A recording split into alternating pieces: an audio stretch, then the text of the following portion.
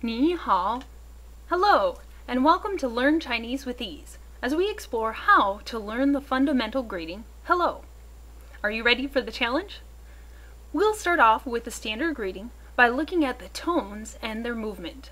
We're doing this first because it is the most important aspect of the language.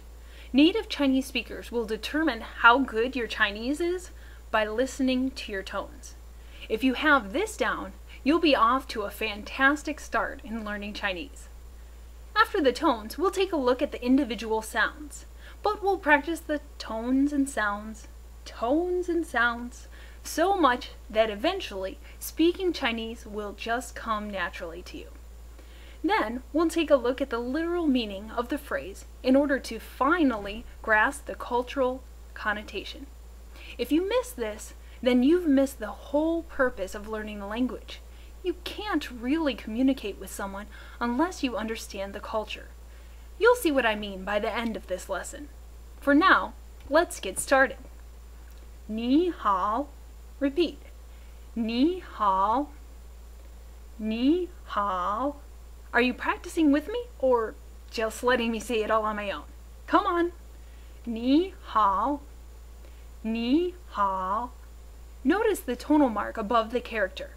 This lets you know what you should be doing with your voice to say the tone correctly. Begin mid-range or mid-pitch and then rise slightly in pitch. Ni. This is the second of 4 tones that you will need for Chinese. Well, there's a 5th tone, but it's neutral, basically without any tone, and much like spoken English. In this video, however, you will only be learning the 2nd and 3rd tones. This 2nd tone that you see and hear when pronouncing ni, as in ni hao, is also known as the rising tone. Ni, ni hao. With me now. Ni hao, ni hao, hao. Notice the way that your voice must fall and rise. That's why the 3rd tone is also called the falling and rising tone. Hao. Notice how you must lower the pitch before raising it. Hao. Ni hao. With me now. Ni hao. Again. Ni hao. Notice the pinyin below the characters. This is the phonetic quote-unquote alphabet of the Chinese language, which includes both the sound with the tone above it. Notice that the tone mark usually rests on the first of the finals alphabetically, or what we would call the vowels. Finals because it comes at the end of the word as in the final sound. But anyway, back to the pinyin. If you really want to learn Chinese, then 2 things need to be solid: your tones and your pinyin. Once you have that mastered, everything else clicks into place much more easily to learn the language. So, spend the time you need on learning pinyin. Here you'll see that ni is pronounced ni, and that ao gives you the ow sound, as in hao. Ni hao. Ni hao. Say it with me. Ni hao. Ni. Ni. When by itself is actually pronounced with a falling and rising tone. It's only when 2 third tones are said one after another that the first of the pair actually changes to a 2nd tone, in order to make it easier to say. Ni. Ni means you. Ni. Hao. Hao is also a falling and rising 3rd tone. Nice job on the tones and sounds. 不错. Not bad. Hao. Hao means good or well. Good as in fine or great, and well as in a job well done or you sing well. Hao can be used to express that something occurs easily. 好用的 means something that is easy to use or practical, handy. 很好听 means beautiful or easy to listen to. 好, 你好, literally you good or you well. You well, that seems a bit strange. But when you consider that we often ask, are you doing well?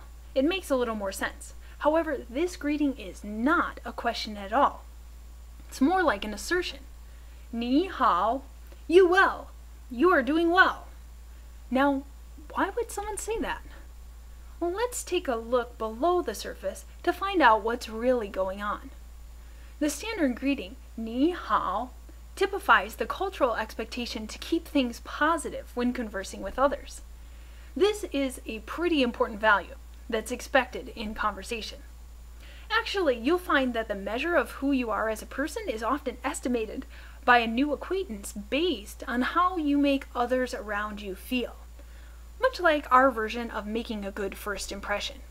So keeping the conversation positive is a sure way to be highly regarded. Since we're on the topic, let's take a look at some of the communication expectations within the language.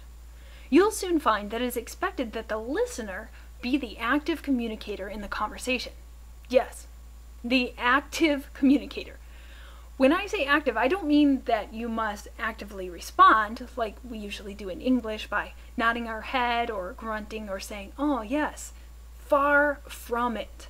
Often the listener will give no response at all while you are talking, and sometimes this drives you crazy. But the wheels in the mind of the listener should be spinning so fast as to pick up on any hints that are dropped during the conversation. Well, why would you be looking for hints? Because the conversations often take place in very general terms. One simple statement could often be taken 2 or 3 different ways. That's why it is important to find out why the speaker said what they did. You must always be consciously alert to what the speaker is trying to say. Understanding that what they are verbally saying is not as important as the intent of or motivation for what was being said. Don't neglect your listening responsibilities and these skills. It is very important in Chinese. The orator or speaker is actually expected to speak in general terms, while it's instead the job of the listener to correctly interpret what is being said. If you do not get the signal, or worse yet, misinterpret it, it's considered your fault, not the fault of the speaker. So the bearer of burden in the conversation always lies with the listener. So what's below the surface is a huge shift in communication style. So be prepared for it. Have a positive outlook and remember what the communication expectations are. Be an active listener. Be prepared for spoken generalities. But most importantly, remember the responsibility lies with the listener. Well done in your progress to learn Chinese. To learn Chinese, you only need focused attention on tones and sounds. But to understand the culture, you will need a lifetime of learning. So, keep up the good work and continue practicing saying hello. 你好, 你好. With me now. 你好. Again. 你好.